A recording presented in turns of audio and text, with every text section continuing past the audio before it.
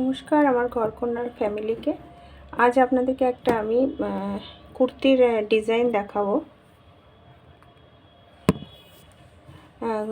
একটা মানে এটা হচ্ছে আপনার কুর্তিটার উপরের কুর্তিটা, আর এর সালোয়ারটা হচ্ছে অন্য কালারের। তো ভাবলাম ফন্ডে একটা ডিজাইন বানাবো, তার জন্য একটা কাটিং করে দেখাচ্ছি। এটা কিন্তু কুর্তি, এটা টপ উপরেরটা আছে, আর এটা কিন্তু সালোয়ারের। তো দেখুন, এখান থেকে আমি ড্রাফট বানিয়ে নিয়েছি। এই যে এটাকে কি সালোয়ারের থেকে কাপড়টা কাটিং করে ফন্ডের যে কুর্তি ওটাতে ডিজাইন করব। তো সর্বপ্রথমে আমি একটা এরকম ফোল্ড করে নিয়েছি বুকরম, পেস্টিং বুকরম নেবেন অবশ্যই আপনারা। এখান থেকে নিয়েছি আমি 2.5 ইঞ্চি, এখান থেকে নিয়েছি 2.5 ইঞ্চি, এখান থেকেও নিয়েছি 2.5 ইঞ্চি নিয়ে এইভাবে আমি একটা শেপগুলায় শেপ দিয়ে এখান থেকে 1/2 ইঞ্চি এরকম পানের মতন শেপ দিয়েছি। দেখুন এইভাবে নিয়ে এসে দেখবেন এইভাবে চলে আসবে। এই যে তারপরে এখান থেকে 1.5 ইঞ্চি মাপ, এখান থেকে 1.5 ইঞ্চি মাপ নিয়ে এবার এখান থেকে আমি 7 ইঞ্চি নিয়েছি। এই যে এখান থেকে কিন্তু 7 ইঞ্চি নিয়েছি, নিয়ে এইভাবে জাস্ট ফ্রি হ্যান্ডে আপনারা এইভাবে এরকম গোলাই দিয়ে দেবেন।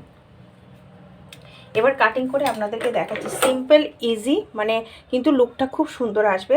যদি 2 কালারের সালোয়ার কুর্তি হয় তো এটা তো খুবই সুন্দর হবে। তো দেখুন এইভাবে আগে কাটিং করবেন। গলার ডিপটা কিন্তু আমি নিয়েছি 7 ইঞ্চি, যেহেতু 1/2 ইঞ্চি আপনার সেলাই মার্জিনে চলে যাবে, তো রেডি গলা আপনাদের থাকবে 6.5। তো সামনের 6.5 ঠিকই আছে। তারপরে দেখুন এটা কাটিং করবেন এইভাবে।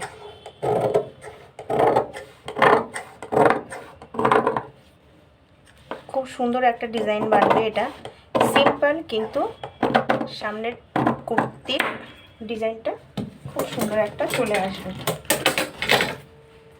দেখুন এই হবে কিন্তু সামনের ডিজাইনটা। দেখুন এটা কিন্তু একটা সালোয়ারের পুরো উপরেরটা কিন্তু কাটিং করে জাস্ট এইভাবে লাগাবো।